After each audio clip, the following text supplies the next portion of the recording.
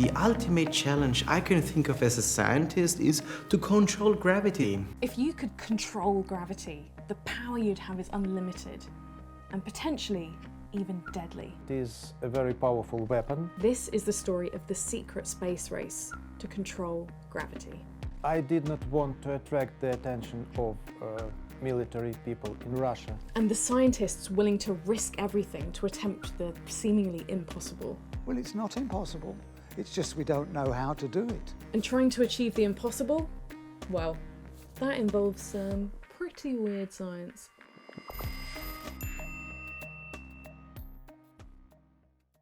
We think of gravity as something that pulls us. But what if we could use it to push us, to propel us into outer space? 0, we have booster ignition and liftoff of the space shuttle. This story starts in the late 1980s.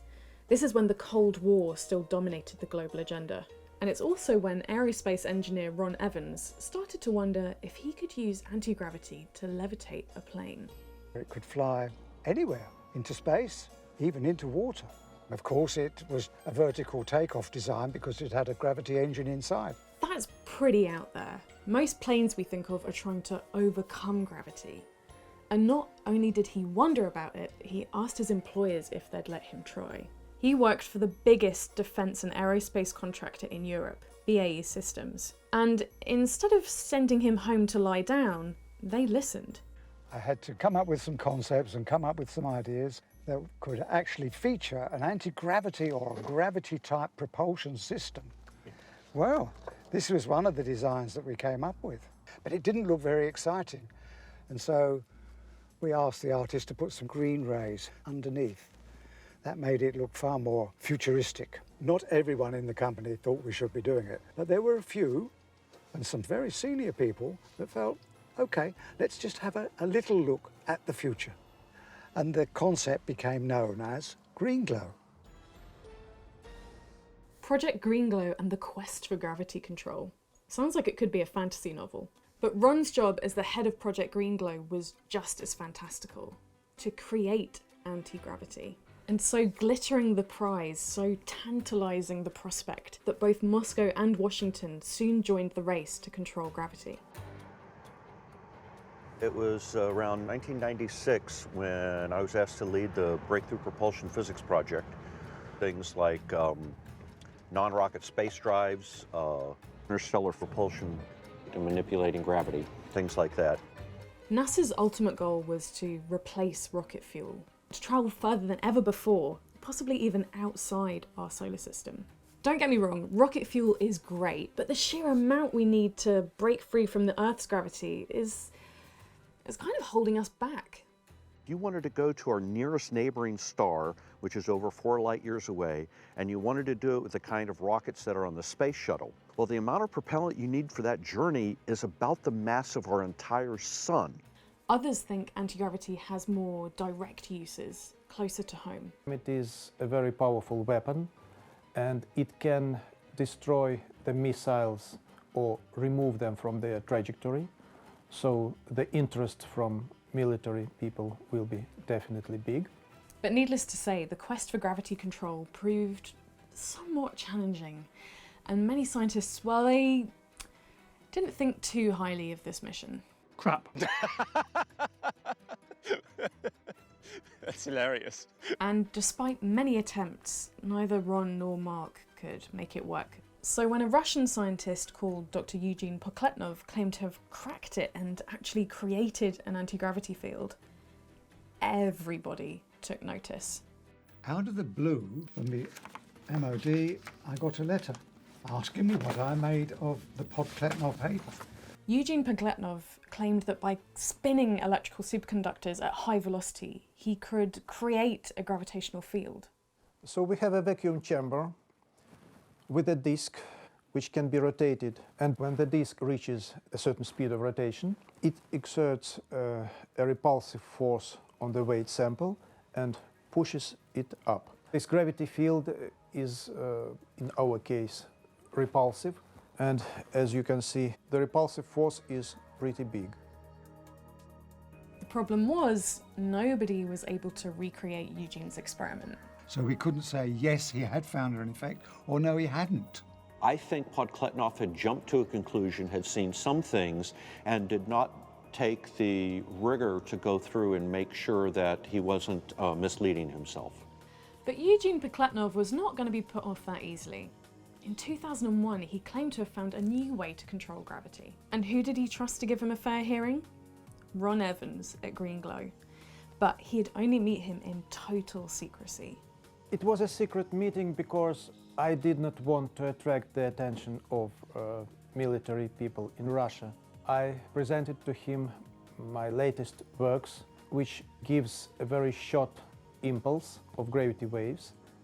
It's really a giant spark plug, but according to Dr. Podkletnov, someone way away, a kilometre away, on the balcony of some flats in line with the beam, was still able to detect a slight effect. That was incredible. Did you really think that was feasible? We don't know with gravity. Again, everyone tried to recreate Eugene Podkletnov's findings to see if they too could create an anti-gravity field.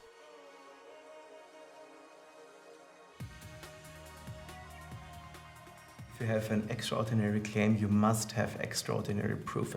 But That's the most sensitive sensor there is in the world. And we don't even see something out of the noise. So how can you make a claim to say that you move things meters away or that you actually push pendulums away? So that's really outrageous claim. We haven't seen something not even remotely like that, so unfortunately. ultimately, the Russian research could not be replicated, and with no luck in the UK and the US, both BAE Systems and NASA shut down their anti-gravity research programs. We asked whether we could go there and talk to them about it, and they just said no. We can't go in there to talk about it now because NASA's not doing that work right now. But that's not necessarily the end of the story. New research into gravity still continues. So might it be possible in the future?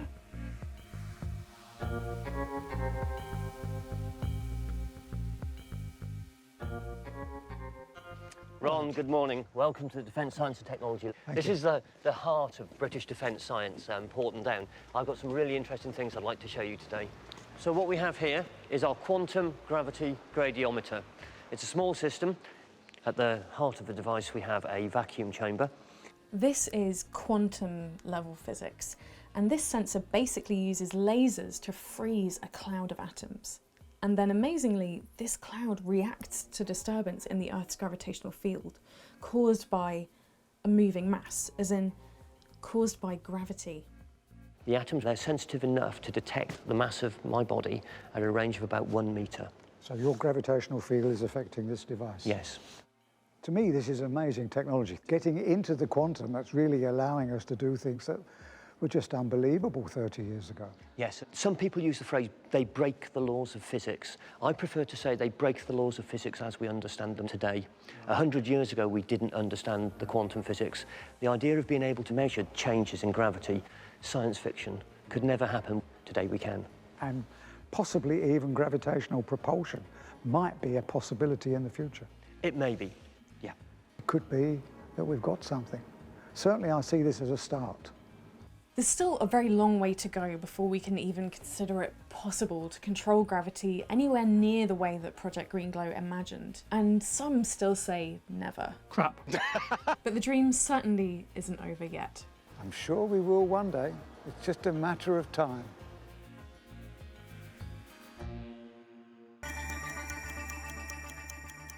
You must have had that daydream at least once. If you could time travel, would you go into the distant past, or would you go far into the future? It'd be fun to walk around with dinosaurs. I would travel to the future, all the way to the very end. But Ron Mallett is different. Now, according to my calculations, He thinks he already knows how to build a time machine. I think of myself as just being an ordinary person with a passion. And my passion is the possibility of time travel. Get ready, this is some pretty weird science. According to my calculations, the space inside this should actually become twisted. But Ron's quest doesn't start here. It's so fucking childish. It begins when he was just 10. My father was an incredible person. For me, the sun rose and set on him. And then it was all taken away, suddenly. When Ron's father died, he became obsessed with the idea of time travel, dreaming of one day building a time machine to go back in time and save his dad. I would say, you know, Dad, two things. I love you and stop smoking. It obviously sounds pretty out there, but time is truly mind-bending. This is how some of the world's most intelligent people try to explain time. So what is time? So time is... That's an excellent question. Time is the change of... so clearly... It's difficult, yeah? Yeah, it's really difficult. And if even trying to explain time can stump some of the world's greatest minds, then it's probably worth at least asking, is time travel possible? Yeah, it is. Time travel is not only possible, but we've already done it, and you've done it too. Every time that you've been in a plane, a train, a car, if you've run really fast, that is because that time is not absolute, it is warped by velocity and gravity. 3, 2, 1. So here's a way to wrap your head around that. Ignition and liftoff of the Space Shuttle Endeavour, extending our reach. This is Peggy Whiston, the first female commander of the International Space Station. She spent a lot of time in space. 665 days to be precise. And here's the thing, because of all the time she spent up there, she's literally younger than she would have been if she stayed on Earth. 3 new residents headed for the International Space Station. This is because of something called time dilation, which Einstein discovered in his theory of special relativity. It basically says that time is different for different observers, and that it can be warped by velocity and gravitational potential. So 2 clocks run at different speeds. If, for example, you are stood still and your friend is on a high-speed train, then because your friend is travelling at a higher velocity, that means that their clock is slowed down compared to yours. This applies to Peggy too. She spent so much time in orbit, travelling at a speed of 7.66 kilometers per second, that she's actually younger than she would have been had she stayed here on Earth. Okay, only by 0.02 seconds, but this is a real example of time travel in action. And what if she'd been traveling even faster? It's these weird properties of time that have excited the imaginations of would-be time travelers ever since Einstein announced his theory of special relativity, including Ron Mallett. And he claims to know how to do it. So, how do you build a time machine? This is Ron's prototype for his time machine. His idea is to use Einstein's theory of general relativity to twist the very fabric of space-time using light, or lasers to be precise. In Einstein's general theory of relativity, space acts like a medium, sort of a fabric, and that fabric can be altered by using matter or energy. This device is a representation of the equations that I found solving Einstein's equations for gravity. I'm going to turn the device on and bring up the voltage.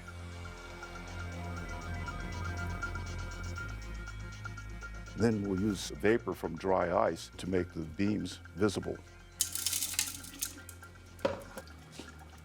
Now you can see the beams as they're scattering off of the vapor. And you can't see, of course, that the light beam is moving around, and this creates what's known as a circulating beam of light. Now, according to my calculations, the space inside this should actually become twisted. Okay, pause. So Ron's thinking is that if gravity can affect time and light can affect gravity, why not combine those ideas and use light to affect time? That's why he's got these laser beams. Ron suggests that if you can use those laser beams to twist space-time strongly enough, then you could travel back into the past. This equation says if you increase the intensity enough, then you actually can cause time to be twisted. And what this means is that if this is a timeline that we all live along, this represents the past, the present, and the future. And we're all carried along this river of time from the past, the present, to the future.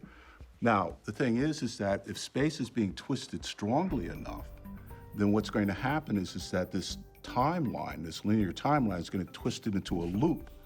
So if time now all of a sudden becomes a loop, that means that this allows us for the possibility of traveling back into the past. So you might be thinking, well, why don't we have a time machine yet? And there are a few reasons as to why. So first of all, Ron says that we need vast amounts of energy, and to go with it, vast amounts of money, which so far no one has yet been willing to foot the bill. But there are some people who have even bigger problems with it. The experiment might need to be the size of the universe for it to actually work, or you need as much energy as would be required to form a black hole, or that the equations don't even work with our particular universe. So just small problems then. And even if everything did work, there's still one problem for Ron, in that you'd only ever be able to go back in time to the point in which you turned on the machine. So to conclude, wait, got a bit more time? Okay, if that wasn't mind-bending enough, try this one for size. The current generally accepted view in terms of how to think of time is that the universe is an unchanging block of space-time, that there's no past, present, or future, that they all just coexist simultaneously. And this is known as the block universe model. Most notably, what's important about the model is the idea that... Wait, hold on. Can we just take a second to appreciate the fact that the center for time is a place that exists? Okay, good. Philosopher Christy Miller works there. What's important about the model is the idea that the past, present, and future are all equally real. So you can think of everything that ever did exist, does exist, or will exist as all somehow being out there in space-time. So the dinosaurs are all out there somewhere in the past doing dinosaur stuff. We're all here now, and all of the future is all out there somewhere in space-time too. One way of thinking about this model is that other places in time are just like other places in space. So just as we are here in Sydney, but there's other people located in Singapore and London, and those places are perfectly real, it's just that we aren't at them. Okay, so clearly we can't even fully agree on how to conceptualize time. There are still intense disagreements about whether or not time even flows from one moment to the next. But we can agree that building a functioning time machine is still tantalizingly out of reach. But maybe it's just a matter of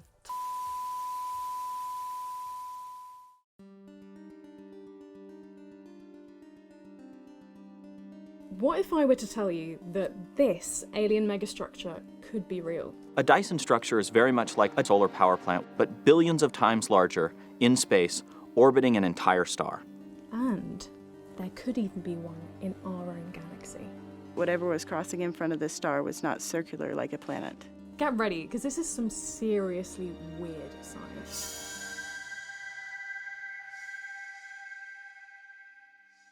Okay, I know what you're thinking. Aliens have a very unscientific sound to them. But the idea that we are not alone in the universe is mainstream scientific thinking. And here's briefly why. Our little life-supporting Earth orbits one star, the Sun, in our solar system. And it may well be the only life-supporting planet there. But our galaxy, the Milky Way, is home to up to 400 billion other stars. And a recent study has estimated that there could be 6 billion Earth-like planets among them. And, yeah, there's more. Our galaxy happens to be just one of an estimated 2 trillion other galaxies in our universe, each containing billions more stars and billions more Earth-like planets on which life may have formed. And that's why for many scientists this changes the question from does alien life exist to where is it, and what would an advanced alien civilization look like? We've heard a lot about searching for life on Mars, but it's probably going to be a lot harder to spot a lonely bunch of single-celled organisms huddled on a cold, dark rock in space than it would be to spot an advanced civilization capable of complex technology and communication. So, astrophysicists started imagining what that advanced civilization might look like, and the distinguished Russian astronomer Nikolai Kardashev went a step further. He developed a system to describe how technically advanced a civilization is.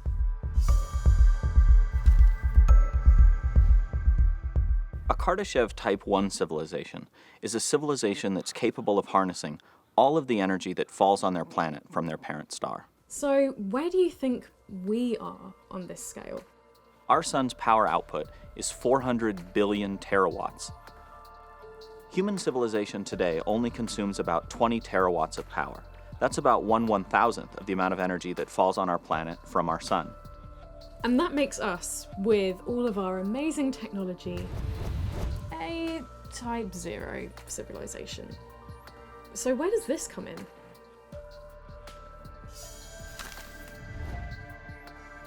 In order to achieve Kardashev Type 2, a civilization would have to be able to harness 100% of the energy of its closest star. And that's when astronomers started to imagine something like this.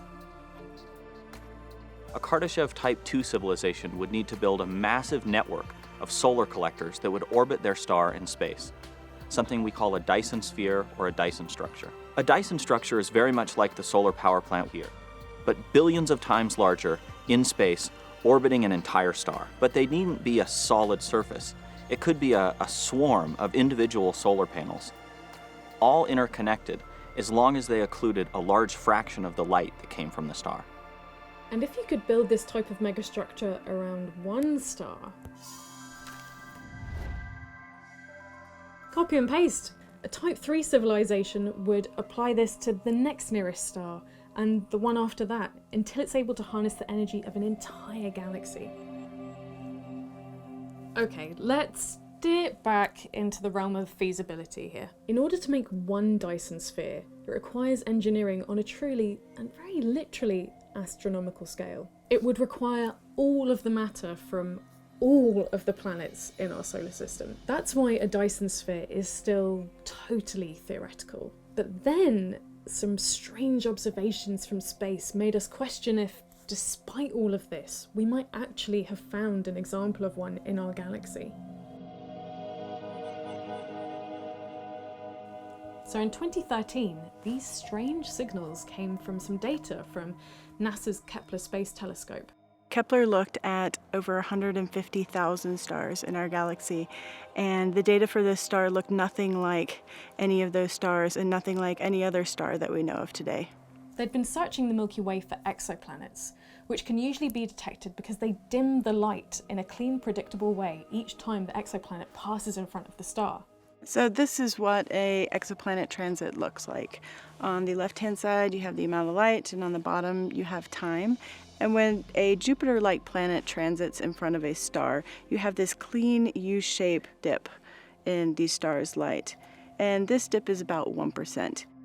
But the star Tabitha Boyajian was looking at was unlike anything they'd seen before.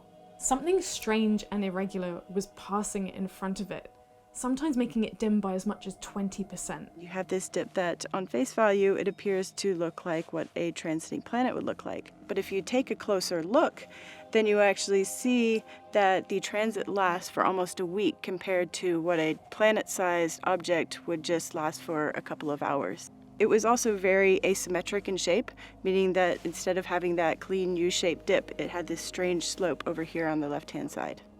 This seemed to indicate that whatever was crossing in front of the star was not circular like a planet. And the deepest one here drops by over 20%.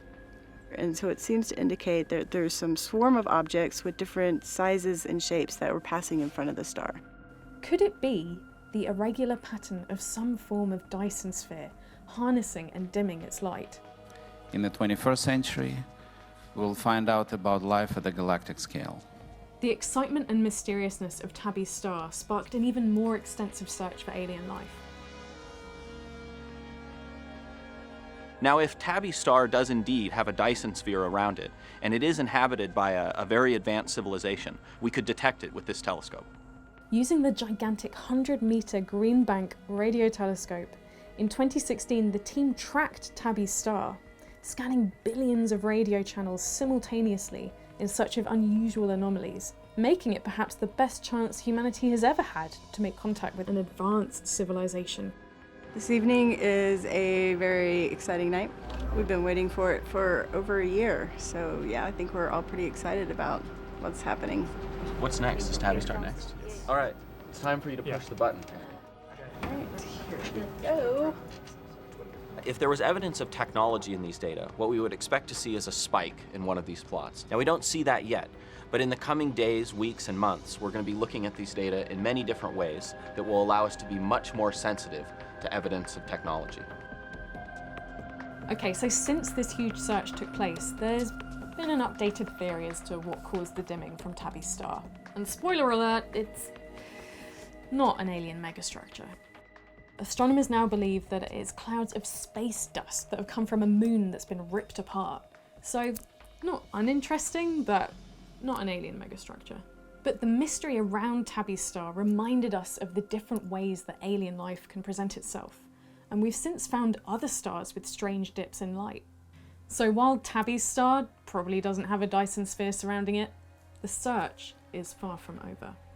I don't know if they're out there or not. As a scientist, I have to admit that. But I think that it would be a pretty strange universe in which life only arose once and intelligence only arose once.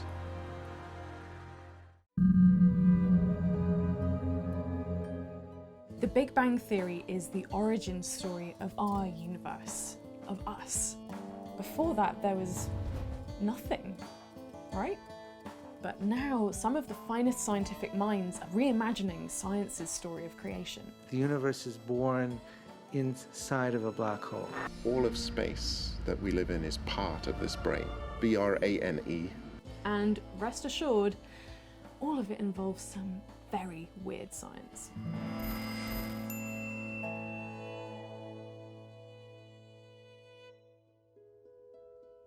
This is ultimately a story as much about what we don't know as what we do. But it's worth taking a second to appreciate how much we do know about the earliest origins of the universe. So, what is the Big Bang? You've probably got a sense of the main idea of the Big Bang. I mean, the name isn't that subtle. But in short, it's the idea that everything in the universe all came out of an incredibly small, incredibly dense, and incredibly hot starting point. We know this because the universe is still expanding, and we can measure this expansion and reverse the tape and tell with remarkable accuracy that our universe is close to 13.8 billion years old. That's when time as we know it began. Before that, there was nothing, right? You know, the idea sounds impossible, preposterous. But, you know, if you think about it a while, you begin to realize it all depends on how you define nothing. So, what is nothing? This is nothing. The biggest pile of nothing on Earth, in fact. It's a vacuum chamber made by NASA to try and recreate the state of total nothingness by pumping out the air and freezing every remaining molecule to make a near-perfect vacuum. When they switch this place on, this is as close as we can get to a state of nothingness. Everywhere we look, we see something. We see atoms, we see trees, we see forests, we see water. But hey, right here, we can pump all the atoms out. And this is probably the arena out of which Genesis took place. So for me, the universe did not come from absolute nothing. That is a state of no equations, no space, no time. It came from a pre-existing state, the vacuum, which is nothing but the absence of matter. In this version of nothing, energy can spontaneously transform itself into matter, and therefore, possibly one of these tiny explosions might have kept going and ended up in the Big Bang. It's now firmly within mainstream thinking that the Big Bang was not the beginning of everything. Okay, so buckle up. Here are 3 mind-bending theories about what happened before the Big Bang. Starting with the Big Bounce. One of the reasons our maths and physics breaks down at the start of the Big Bang is because as we approach this infinitely small, incredibly dense point, we reach just that, infinity. And in maths, when you get to infinity, that's kind of the same as cheating. that whenever we encounter infinity in mathematics, something has gone deliberately wrong. So the big bounce theory avoids this altogether. In fact, it actually does away with the Big Bang. It was certainly not Big Bang. That is impossible. I don't believe in that at all. Well, sort of. The big bounce theory proposes a cyclical loop where the universe goes through a period of expansion and then collapsing and then expanding again, but crucially avoiding infinity by never fully collapsing to a single point. It's a surprising thing, a bouncing universe, but if we look around us, there are lots of cycles always happening. Like this, we have seasons, we have even the motion of planets around sun. In fact, nature tries to prefer things which are cyclic in a way. The core idea behind this theory is that under extreme density, like the conditions of the early universe, gravity stops being a force that pulls and starts to repel instead. What we find is that gravitational force, which is attractive, becomes repulsive when the universe is very small. And that is predicted by the mathematics, the new mathematics which we obtain by the marriage of quantum mechanics and Einstein's gravity. Problem solved. I mean, yeah, not solved as in like actually definitely solved. It's not quite that simple. Others have a different take entirely. We live on an extended object called a brain. Professor Neil Turok. And a brain, it's B-R-A-N-E, short for membrane. The central part of his theory is that the Big Bang was caused by a violent event in a pre-existing larger universe in a higher dimension, sometimes referred to as the Big Bulk.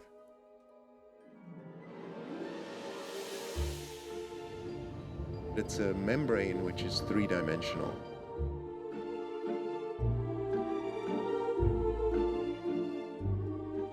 All of space that we live in is part of this brain.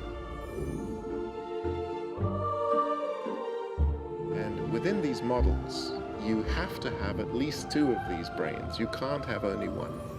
There have to be at least two. And they are separated by a little gap along a fourth dimension of space. It's not one of our existing dimensions. And basically within these models, these two brains can collide. When they collide, they fill with the density of plasma and matter. And so that's the essential picture of the Big Bang in our model. Okay, got all that? The cheat sheet goes something like this. Multiple dimensions, the universe exists on a membrane, which is one of many in a higher dimension. 3, the Big Bang was started because one of these membranes collided with another one. But this last theory relies on much more familiar ideas. It owes a lot of its inspiration to Charles Darwin and his theory of evolution. The main idea is that for the universe to prosper, it has to reproduce and produce offspring universes, which for now I'm just going to call the Big Black Hole Bang Theory. The idea works by analogy to how biology works. It says that the universe has an ancestor, which is another universe. How is the universe born from the ancestor?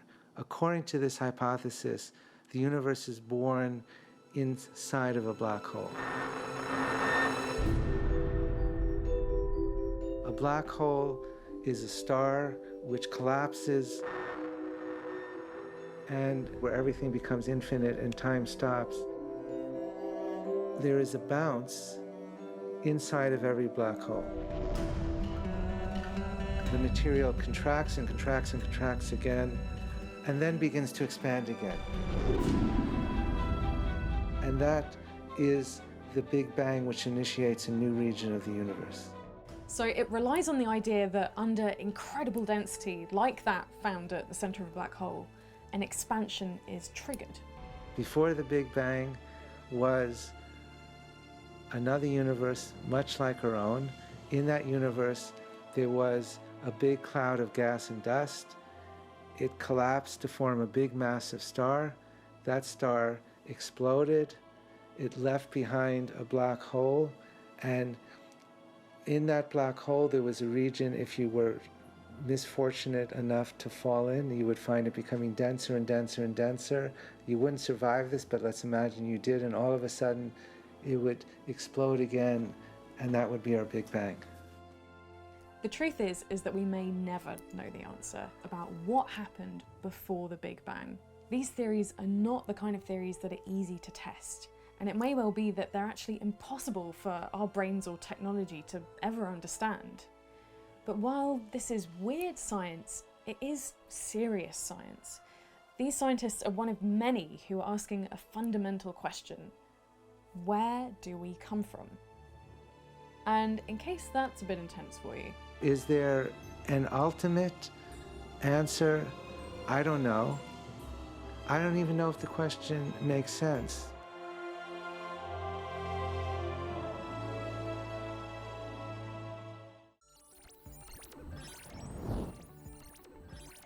If we replace our body with the machines, we can survive forever.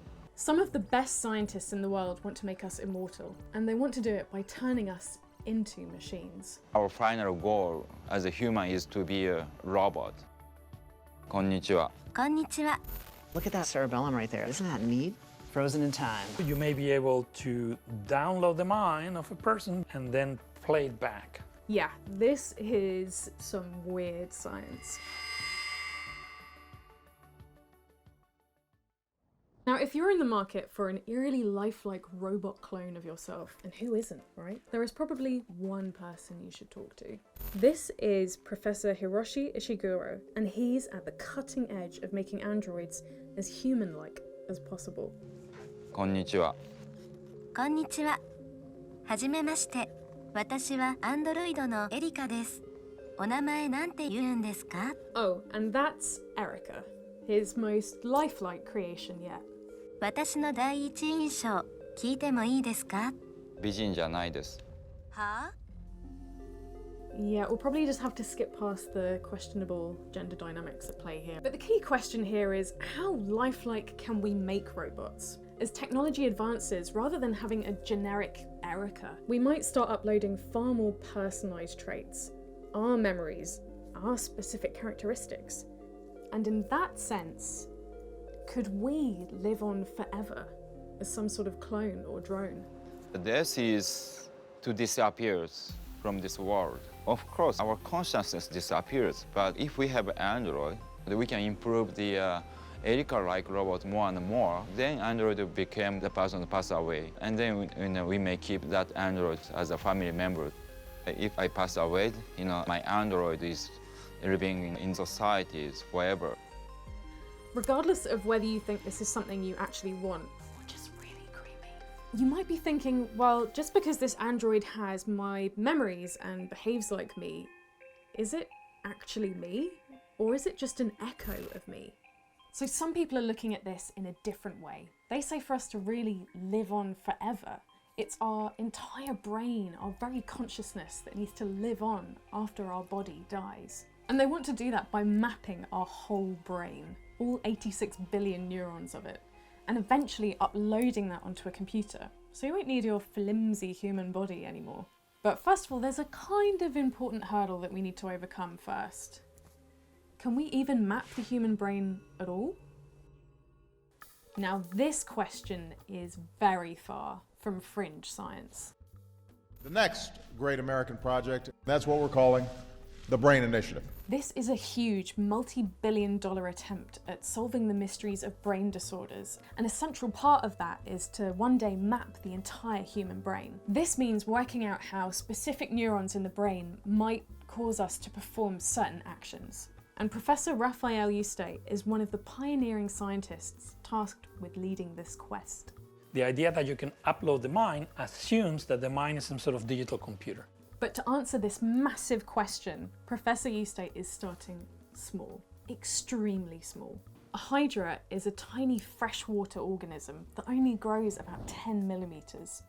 Hydra is an example of an cnidarian that has one of the simplest nervous systems in evolution. A hydra has between 300 and a few thousand neurons. Remember, we have 86 billion. But the hope is that if we can crack the code of the hydra, we might be able to scale up to, eventually, a human brain. Raphael and his team have mapped the entire brain, which means they can match every time it moves to specific patterns of neurons firing. They're reading its mind. They're reading its mind. But matching patterns is not the same as understanding how they work. At this point today, we just cannot tell you what these patterns mean. So it's a little bit like listening in on a conversation in a foreign language that you don't understand. Okay, clearly if we can't understand the brain of a hydra, then we're definitely a long way off from cracking the code of the human brain. But the seductive question underlying it all is this: does the brain fundamentally work like a computer? And if so, can we download our brain onto a computer? Dr. Ken Hayworth definitely thinks so, and he's determined to one day upload his mind to a computer. At some point, it dawned on me, we are just information. We could be encoded as ones and zeros. Ken is mapping tiny pieces of a mouse brain and trying to map something called the connectome, the complex connections of all the neurons. The connectome in our brain is encoding all of our memories that make us us. And so in the same sense that my computer is really just the ones and zeros on my hard drive, and I don't care what happens as long as those ones and zeros make it to the next computer, it should be the same thing with me. I don't care if my connectome is implemented in this physical body. What I care is if that connectome is implemented in any physical body. And he's under no illusion of the mammoth task he's taken on. We are pitifully far away from mapping a human connectome. But since the technology isn't there right now, he's exploring other ways to wait until it catches up. Let's find some way to just stop time. This biomedical company devises new preservation methods for entire organs. All right. But Ken doesn't just want to freeze the brain, he wants to preserve all the information within it. The preserved brain at this level should store all of those memories, all of those personality traits for thousands of years in storage that could allow imaging technologies of the future to read off the connectome and potentially simulate it. While this technology does preserve the connections between neurons, does it trap the memories inside it? That bit is unknown, but what is known is that most more conventional scientists completely reject the idea that the mind works like a computer at all, making it impossible to upload. It's too stupid. It simply cannot be done. A waste of time, a waste of money, and it's a waste of our humanity. Brutal. Here's a more poetic take. The best analogy I have for the brain is that the brain is like an orchestra that every time it composes, plays a tune, the tune itself changes the instruments of the orchestra. The way complexity emerges from, the biological matter that forms our brains is very different from what you get from pieces of electronics. We may never be able to fully recreate the human brain inside a computer, or even be able to completely understand its mind-boggling complexity. But until neuroscientists definitively rule it out, people like Ken are gonna keep on trying.